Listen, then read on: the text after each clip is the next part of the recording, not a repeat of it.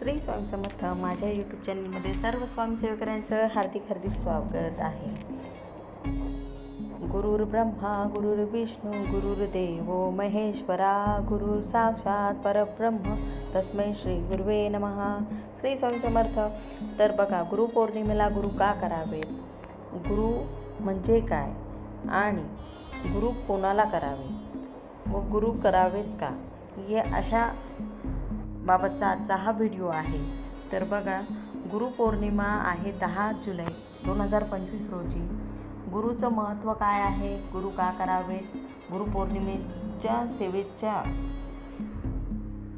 Video यूट्यूबवर मी टाकलेला आहे. गुरुपौर्णिमा व गुरुबद्दल, गुरु केल्यानंतर आयुष्यात गुरुचं काय महत्त्व आहे याबाबतचा आजचा हा व्हिडिओ. तर गुरु केल्यानंतर आयुष्यात गुरुचं फार महत्त्व आहे. गुरुमुळे आपल्या आध्यात्मिक प्रगती होते आणि आपले मार्गदर्शक जर असतील तर आपण नक्की यशस्वी होऊ. तर याआधी मौल्यवान अंतर्मुख करणारा गुरुपौर्णिमा हा दिवस, गुरु आणि गुरुत्व याची संकल्पना फक्त धार्मिक नाही तर आत्मिक, सामाजिक, वैयक्तिक प्रगतीसाठी फार महत्त्वाची आहे. गुरुपौर्णिमेच्या दिवशी गुरु आपण का करावे, तर गुरुपौर्णिमा हा दिवस गुरुप्रती कृतज्ञता व्यक्त करण्याचा पवित्र दिवस आहे. हा दिवस व्यास पौर्णिमा म्हणून देखील ओळखला जातो, कारण महर्षी व्यासांनी वेद, पुराण, महाभारत आणि भगवद्गीता याचं ज्ञान जगाला दिलं. या दिवशी आपल्या जीवनातील मार्गदर्शक, शिक्षक असतील, आध्यात्मिक गुरु असतील यांना वंदन करून आपण जे काही शिकण्याचं, स्मरण करण्याचं याची परंपरा, याचा आशीर्वाद घेण्याचा हा आजचा दिवस म्हणजे गुरुपौर्णिमा आहे. आणि गुरु म्हणजे अंधार, अज्ञान, रु म्हणजे प्रकाश, ज्ञान.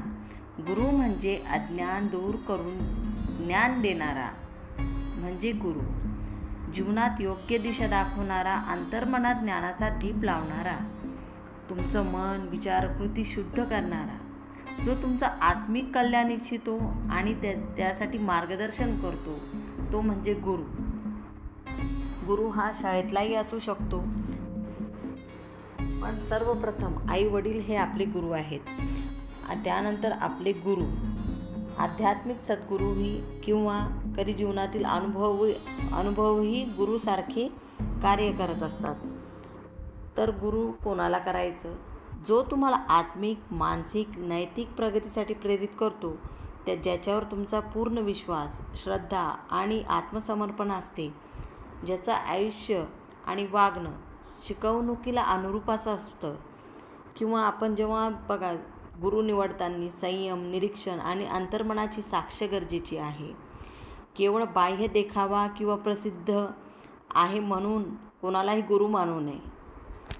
तर गुरु आपण का करावे, तर कुठलीही अंधश्रद्धा न ठेवता, कारण गुरु म्हणजे मार्गदर्शक आहे. आत्मिक जीवनात चुकीचं मार्ग, मोह, भ्रम हे सहज होतात, पण आपल्या आयुष्यात जर गुरु असतील तर हे सर्व काही टाळलं जातं. आपलं अंतरंग उघडून दाखवता येतं. गुरुशी असलेलं नातं हे विश्वासावर आधारित आहे. गुरु हे आपण ध्यान, जप, साधना, योग्य मार्गाने आपण सफल होत असतो. गुरु म्हणजे परमात्म्याचा दूत आहे.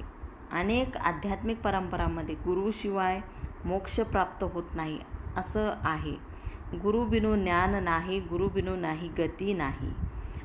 म्हणूनच गुरु केल्यानं आपल्या आयुष्यात बरेचसे बदल होत असतात.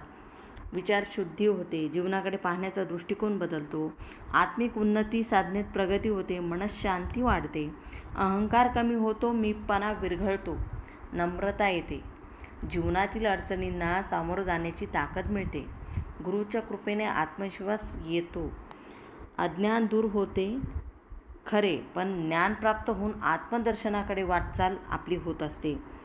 म्हणजेच गुरु म्हणजे दिवा आणि आपण त्याची ज्योती म्हणजे आपण घेणारे. म्हणून गुरुपौर्णिमेला गुरुला वंदन केल्यानं आपल्या जीवनात त्या प्रकाशाचा प्रवेश होत असतो. जर योग्य गुरु मिळाला आणि आपण त्याच्या मार्गदर्शनात निष्ठेनं साधना केली तर आयुष्याचा खरा अर्थ समजतं. त्यामुळे गुरुपौर्णिमेच्या दिवशी आपण गुरुची वंदना करायला हवी. गुरुचा स्तोत्र असेल, गुरुचा मंत्र असेल तो आपण म्हणायचा आहे. तर माझे गुरु आहेत श्री स्वामी समर्थ महाराज. मी स्वामी समर्थ महाराजांचा षडाक्षरी मंत्र हा गुरु पौर्णिमेच्या दिवशी घेतलेला आहे. दत्त महाराजांना 24 गुरु होते. तर आपण एक गुरु करायला काय हरकत आहे.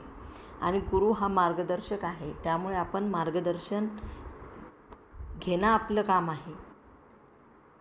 तर अध्यात्मात आल्यानंतर आपलं कर्म आपल्याला भोगावेच लागतात, पण ज्यावेळी आपण गुरूंची सेवा करतो त्यामुळे आपले प्रारब्धाचे भोग हे कमी होत असतात.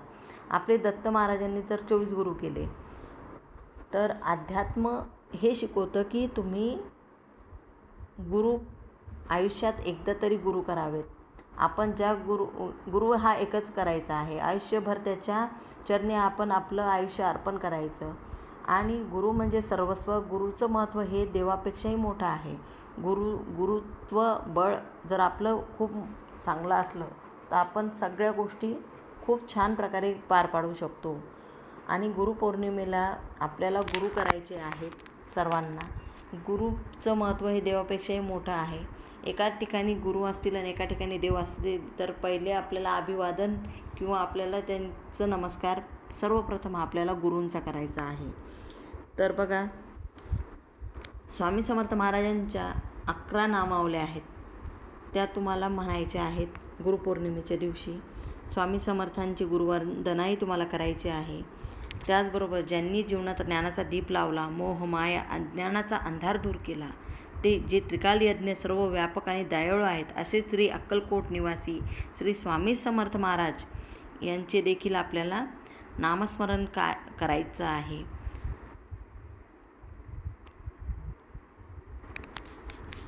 तर गुरु का करावेत याबाबतचा आजचा हा व्हिडिओ जर कोणाला आवडला असेल तर लाईक करा, शेअर करा, सबस्क्राईब करा. आणि आणखी गुरूंच्या 11 नामावल्या कुठल्या आहेत याबाबतचा व्हिडिओ मी घेऊन येणार आहे.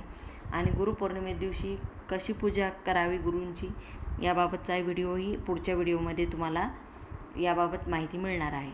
तर सर्वांना व्हिडिओ आवडला असेल लाईक करा, शेअर करा, सबस्क्राईब करा. सर्वांना श्री स्वामी समर्थ.